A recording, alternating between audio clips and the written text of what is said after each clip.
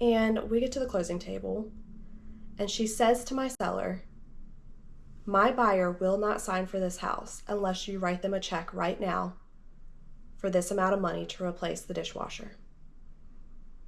In front of an attorney.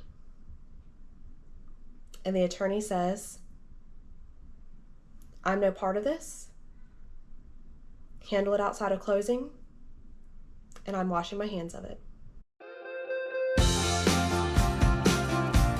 Hello, welcome to Closing Chapters, Everyday Real Estate Tales. I'm your host, Brittany Fry. I'm a realtor, I'm a military wife, and I'm a mom. Join me and come transaction by transaction throughout my real estate career starting back in 2016 to hear about the highs, the lows, and the unexpected turns along the way through all of my customers. It's going to be a crazy ride, you guys. I am so excited to share the past, the current, and then what's coming in the future. Hang tight for the ride. Join me about being a realtor, a military spouse, and a mom. Can't wait to see you there. Hey friends, welcome back. They say all is fair in love and war, but I'm here to tell you that not all is fair in real estate. We're going to talk about a transaction where the mother bought a property back in 2005 for $84,000. The son sold a property in 2018 for $85,750. Did the house appreciate more than $1,700 in 13 years? What do you think? So let's talk about the scenario. Now, this is a good opportunity to share that not all the time is everything as easy or simple as it seems, okay? So this was an estate sale. Mom had bought the property in 2005. She had since passed. Son was living a few hours away. The property hadn't been maintained. And it needed to just be sold. Son didn't really want to do a lot to the property, reasonably so. He had never lived there. He didn't really have ties there. It wasn't easy for him to get there and work on it. He just wanted to sell it. So at that point, you have to sell it for the condition plus the market. Now I'm going to tell you, it took a little while for this property to sell because we weren't up for doing a lot of repairs or updates on the property. Now, was it sound? Sure. And did we have to do a few things to get it closed? Yeah.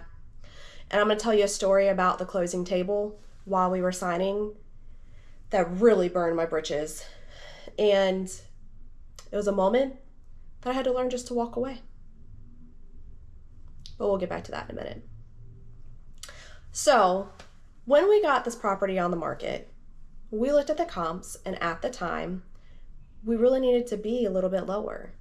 Now, I don't know that the son knew what the mother paid for the property, nor did he care, right? At this point, the property was probably paid for, and he was just settling the estate.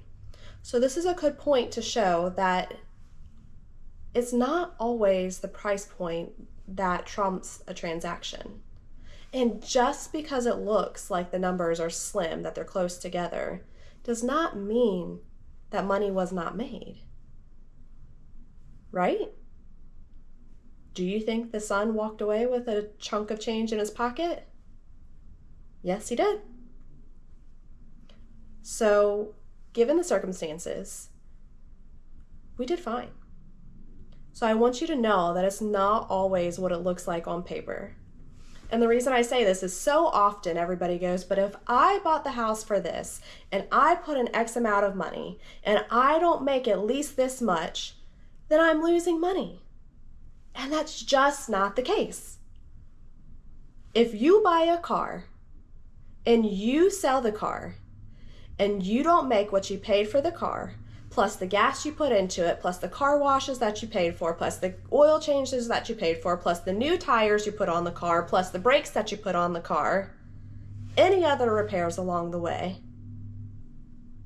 was it a bad deal? Did you get your money's worth out of that vehicle? Most of you would probably be just fine with that transaction, correct? It's all what we think up here. We are told cars depreciate. As soon as they come off the lot, they're going to drop in price. So we accept that. But when we look at a house, we're told you should always make more than what you paid for the house. It's always going to appreciate and be better. Why wouldn't you make so much more after 13 years? Well, condition matters greatly when you are selling a property. Location matters even more.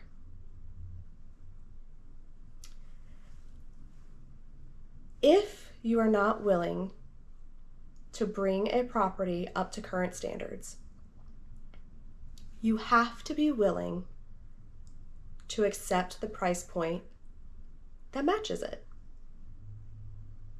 And that's okay.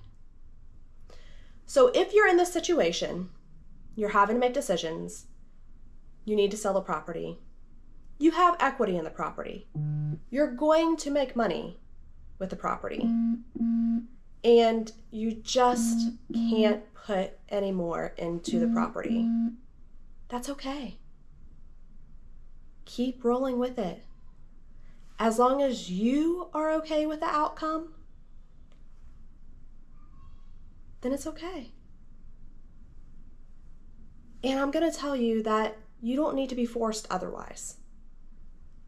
I have a current property right now that's about to close, and it's in the same situation. It's an estate. We are actually going to sell it for more than what they anticipated. Not too much more, about $15,000.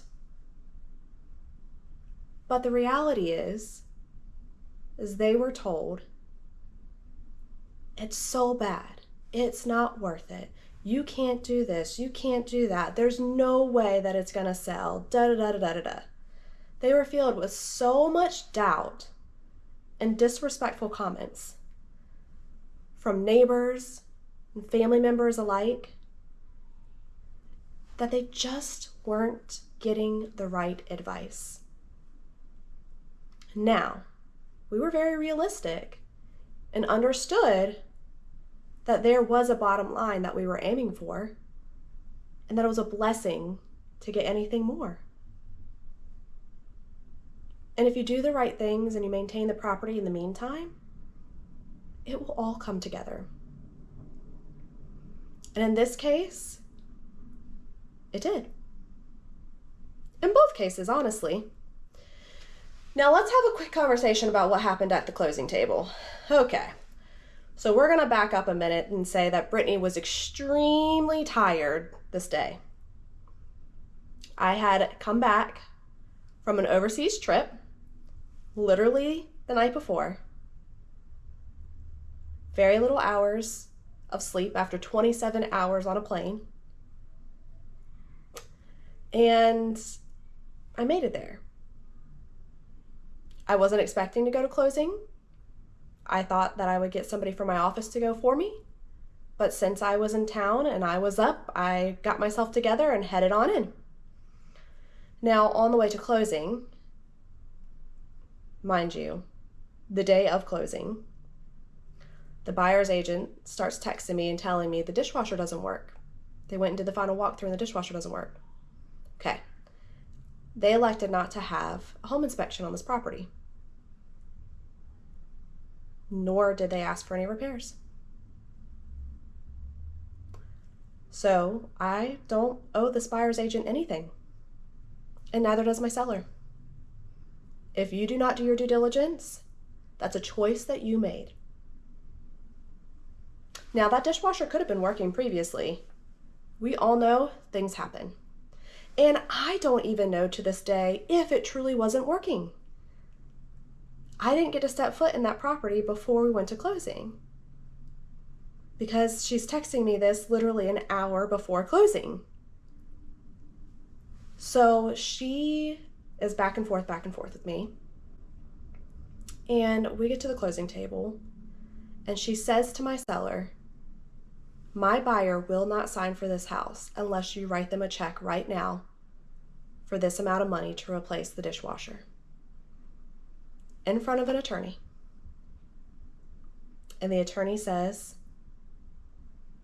I'm no part of this, handle it outside of closing, and I'm washing my hands of it. I was livid. There is absolutely nothing in the contract that says my seller owes this to the buyer. And as far as I'm concerned, the buyer is breaking the contract. But at the end of the day, my seller had a choice. He could agree and handle his business outside of closing and sign for the house and be done. Or he could stand his ground and say, no, this is wrong. I'm not going to move forward with this. You'll hear from my lawyer later. And walked away from the closing table. He made a choice. It was not the choice I would have made.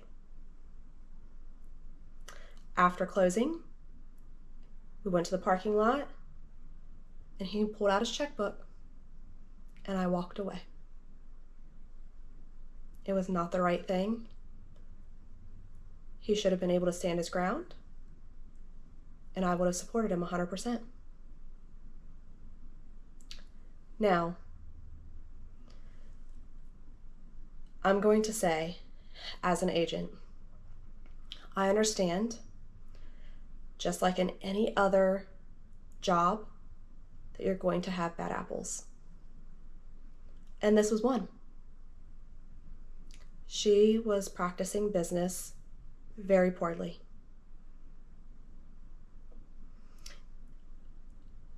And my job is to have a fiduciary responsibility to my seller,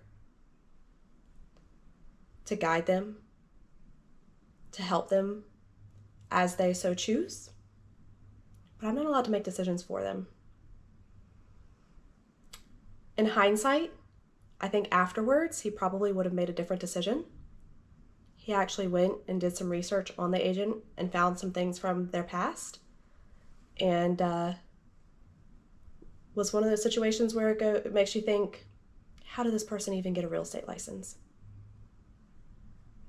So the reality is I want you to know that we're going to get into a pickle sometimes. And I can't always sugarcoat it for you. I can't always hide it from you. But I can be on your side. And I can support you. And I can help you make a good decision. Rather an educated decision. So, if you're looking for an agent that's going to walk you through the process, take the extra steps, go the extra mile, ask for help when needed,